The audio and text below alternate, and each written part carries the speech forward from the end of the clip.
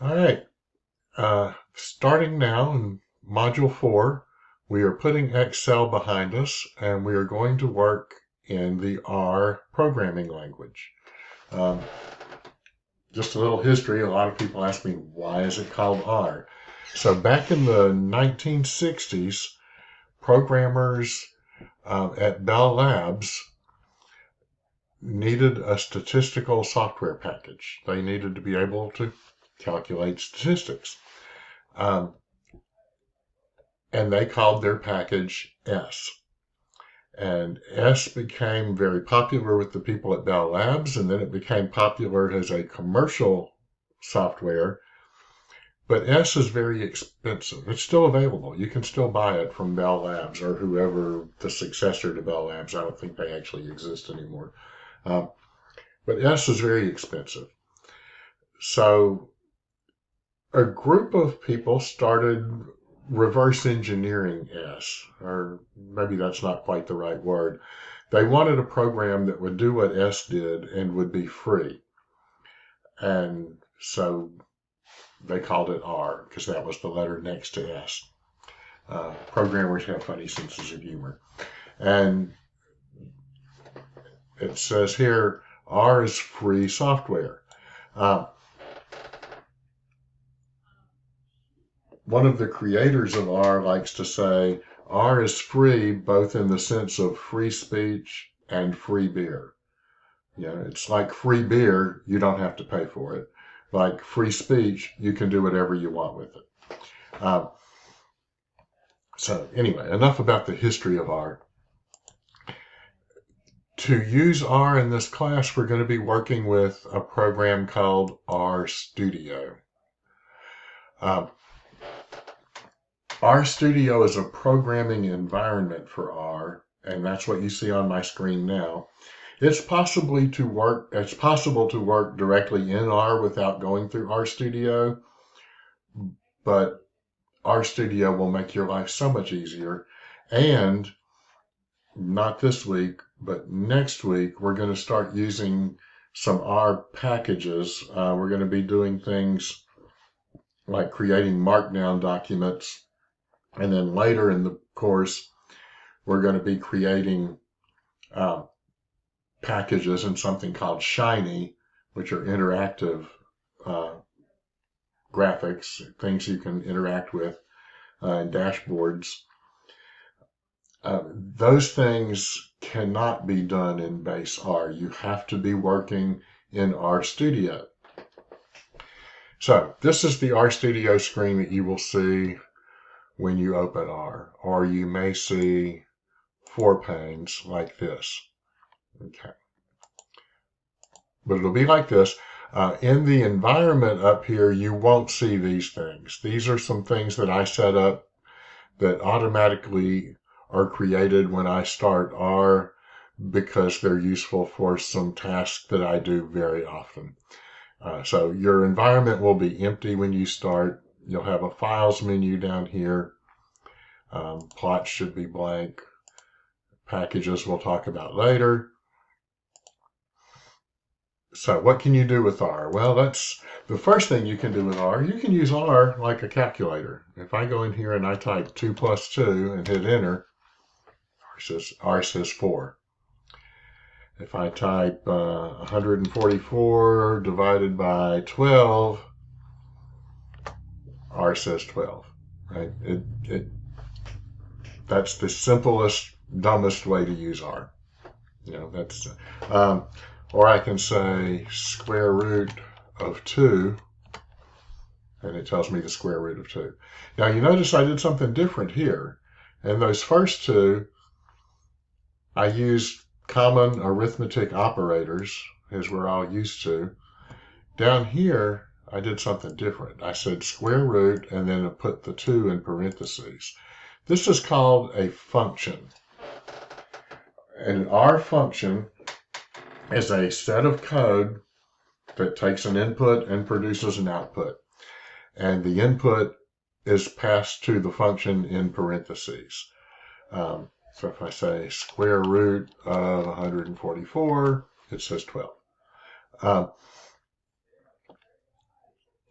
And in this first module, you're going to create a function, and I'm going to walk you through how to create a function in a minute. Let's see, another thing you should know about is how to get help. And within R, if there's a built-in function like square root, you could type question mark square root and hit enter. And you'll notice down here in the help table, it tells me about miscellaneous mathematical functions. It's going to tell you about the absolute value of x, the square root of x, and it tells you some details that you probably don't want to know, and then gives you some examples. And you can get help on a lot of things. There are some built-in data sets in R. Again, R was designed for statistical analysis, and to do statistical analysis, you need a bunch of data. And for training and practice purposes, R built in some data sets so that you can use those for practicing without having to go gather a bunch of data or entering a bunch of data. One we're going to use later is called cars. So if I type question mark cars, down here it tells me about this data set. It says cars, which is a member of the data sets group, and it's the speed and stopping distances of cars. This will be helpful for background information for you to have when we get to that assignment, right? So the first, it says it's a data frame. You'll learn about data frames with 50 observations and 2 variables. And so the 2 variables are speed, which is a numeric, and it represents the speed in miles per hour. And the second variable is distance, D-I-S-T, which is numeric, and it's the stopping distance in feet, and then it tells you where it came from, a 1930 textbook called Methods of Correlation Analysis, and it gives you some examples of how to use it. But it's important to notice, right, this data set was compiled in 1930, so we're looking at cars with old-fashioned shoe brakes, not modern disc brakes, and they probably mostly didn't go very fast. And we're comparing stopping distance versus speed for those things. Now, let's talk about creating a function, because that's your first assignment. When you do anything more complicated than using R as a calculator, don't work in the console. This will throw you off. The textbook gives a lot of examples that he builds in the console. I'm telling you now, don't do that, because it's just a lot easier to use the editor that's built in.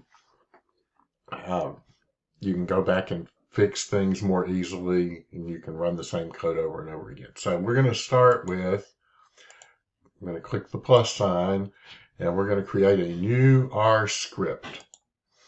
Okay, so now I have another window up here. It says Untitled, because I haven't saved this yet.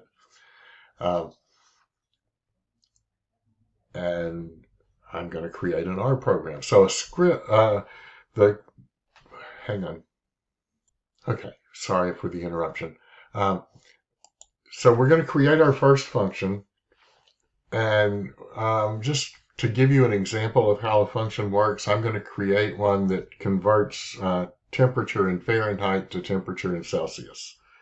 And I'm going to call it Fahrenheit to Celsius, which is a mouthful.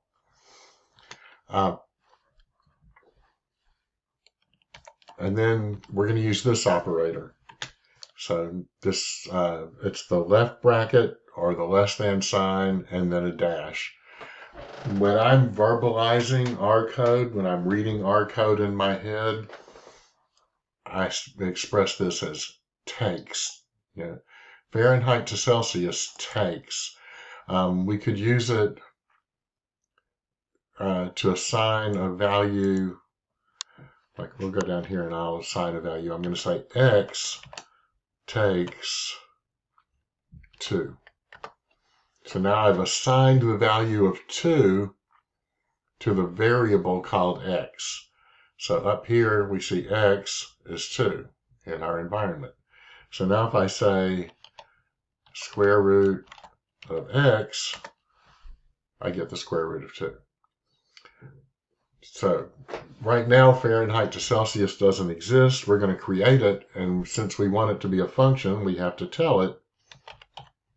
Oops, sorry, I'm typing that in the wrong place, which I frequently do.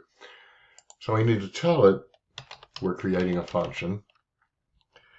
And then in parentheses, now down here when we used a function, in parentheses, we put in the thing we were giving to the function. Up here where we're creating it, we have to tell it what inputs to expect. So I'm going to call this input temperature. No, I'm not. That's too much. I'm just going to call it F for Fahrenheit. And then finally, when you have code that's going to span several lines, you enclose that code in curly braces. So I'm going to type in a curly brace. Now you notice RStudio is very helpful. When I type in the opening curly brace, it puts in the closing curly brace. That's way helpful because it's really easy to forget to type that curly brace and then spend hours trying to figure out why your code doesn't work. So I'm going to hit enter. You'll notice it moves the closing curly brace to its own line and it indents, so it's formatting the code in a way that makes it easier to read. And then I'm going to say temp C Celsius takes F, whoops, I need to put this in brackets, sorry, order of operations, F minus 32 times 5 divided by 9, and then I say return temp C. Okay, that's my function, right? So I've given it a name, Fahrenheit to Celsius. I've said I'm defining a function that takes an input called F. And what am I going to do with F? Well, I'm going to assign a new variable called temp C. And it's F minus 32 times 5 divided by 9. And then I return temp C. So I can go up here and I can say run.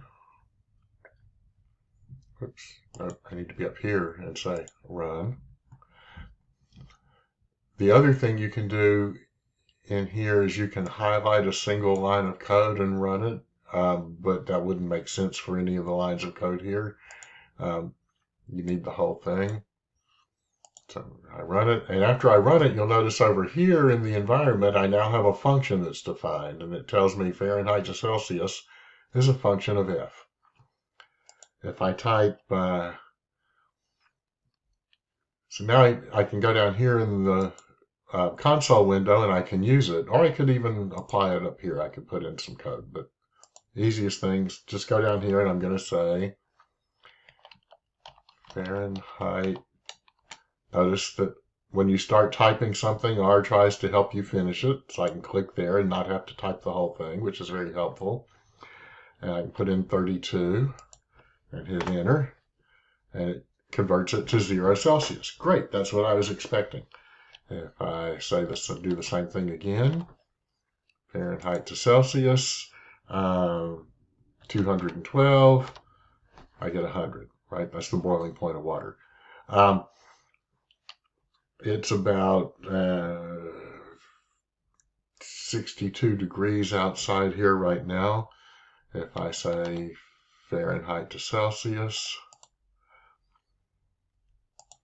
62 degrees, it tells me it's about 16.7, round it and call it 17. So if I'm talking to my Canadian friends, I can say, hey, it's 17 degrees here today. And they won't have to do mental conversions in their head. So that's a basic quick tour of R, and that's basic instructions for how to create a function. Now, the one thing that's going to be a little bit different when you do the homework assignment, you're going to need more than one input for your function. So let's do this. Let me just create another function. I'm going to call it multi for multiplication. And it's going to take a function x comma y because I'm not creative.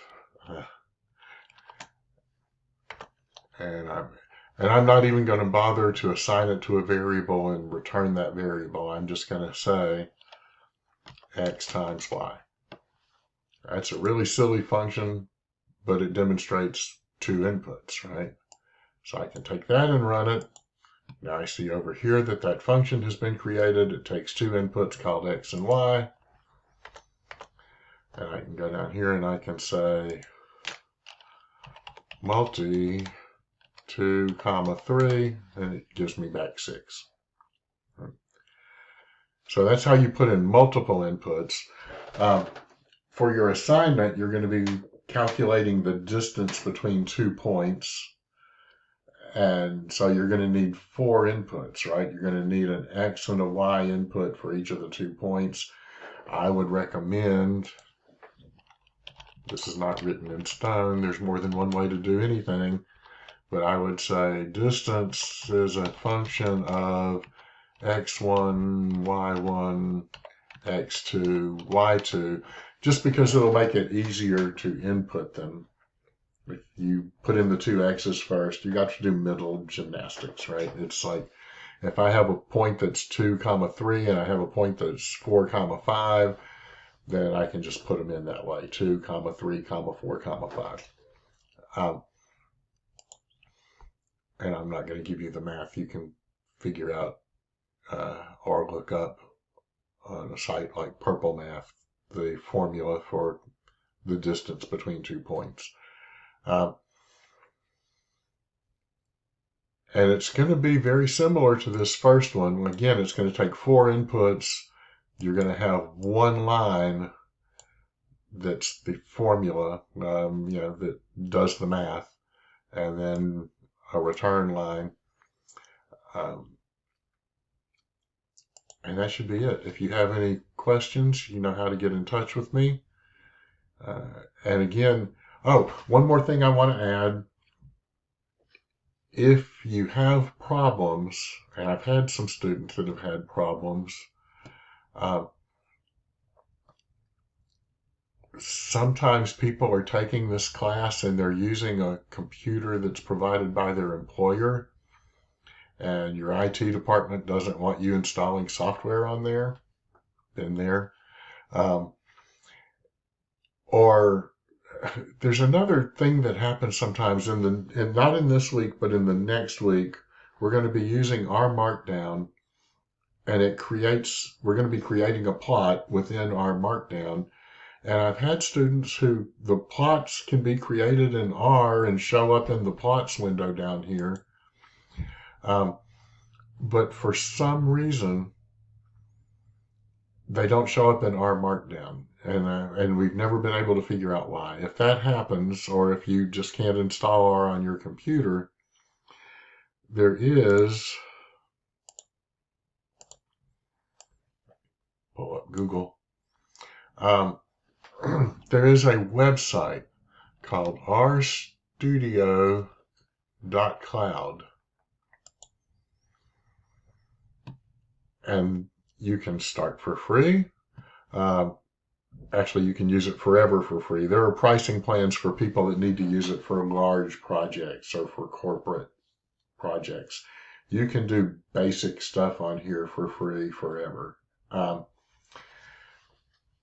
it's just, you create a free account. I'll go ahead and log into my account.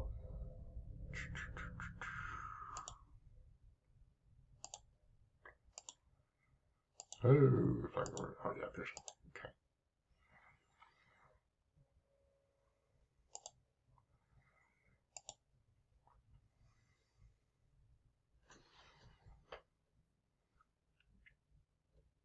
this would be blank when you come in, so you would have to start a new project rather than open an existing project.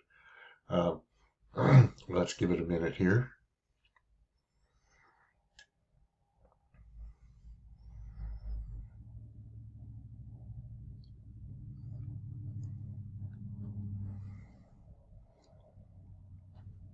And of course, it's really slow when I'm waiting for it. Okay, this should look rather familiar to you because it looks just like RStudio because it is RStudio.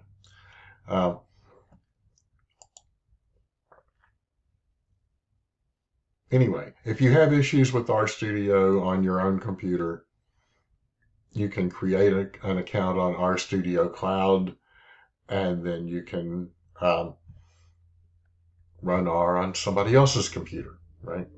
I mean, it's kind of a joke, but it's not. There's no such thing as the cloud. It's just somebody else's computer. So that's it. I recommend that you just start playing around with R, experiment with it. You can't break it, and have fun with it. This is for a lot of you, this is going to be your first time trying to use any programming language. R is one of the easier ones to learn, I believe. And I love it. So I'm a big fan of R. I use it all the time. I use it at work. My wife recently got her master's degree. I used R to do all of the calculations for her research project. It was created primarily for statistics, but it's become a general purpose programming language. One of the things you'll see down here is packages. You'll learn about those. This is one of the things that makes R extremely powerful, is that users can create packages for doing different jobs, right? And they can upload them to the R server. They go through a screening process, so you don't have to worry about downloading a package and having it introduce a virus to your computer or anything like that. And anything that you want to do, somebody has probably already created a package for it, so you don't have to create it from scratch. If you want to build a data set by scraping data from a website, there's an R package for that. If you want to do sophisticated statistical analysis, there's an R package for that. So anyway, play around with it, read the textbook, do the exercises. As always, I recommend when you're going through the textbook that you go through the exercises step by step and make sure you understand what the author is doing. A lot of times the assignment will say, duplicate the code on page 45, except change it to do this instead of that. But really, you should work through the chapter. Don't just jump to page 45 and put in that code, because chances are you'll have a typo and you'll mess something up, and then you'll be gnashing your teeth trying to figure it out. Whereas if you build it gradually, following what the author did, one more thing I want to show you. We haven't saved our code yet here. So if I want to save this script, I can click on the little disk there and give it a name. Now, normally I would give this a name, sample.r, but here's the thing. If you upload that code in Canvas, I'll have to download it to be able to read it, which is okay, because most of the time I won't need to. If your document that you submit, I won't need the actual code. But if you call it sample.txt, then you can open it with any text editor. It'll warn you, and then I can look at files and I can see it.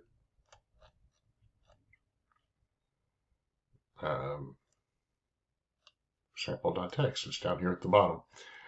And that home directory should be your documents directory on your computer.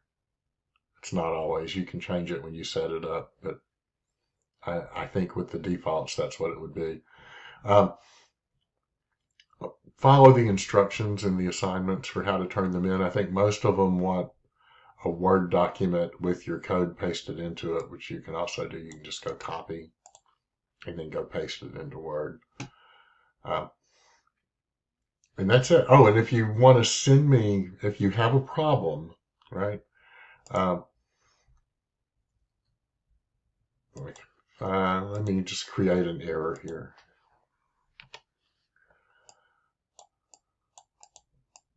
And I'm going to run that. Oh, I broke it because it doesn't know it's our code, so I don't have my little run buttons. Let me save this again. Let me go File, Save As, sample.r. Sorry about that. I forgot it would do that. Okay, so I'm going to take this and run it. And then I'm going to try to use it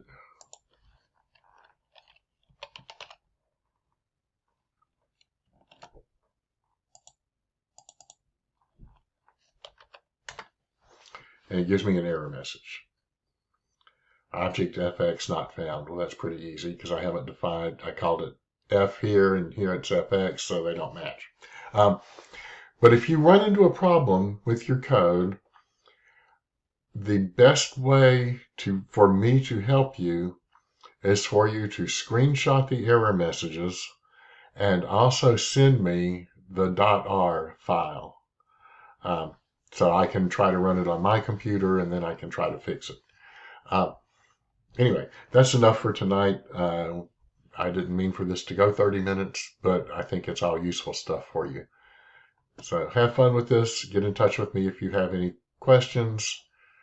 Enjoy Unit 4.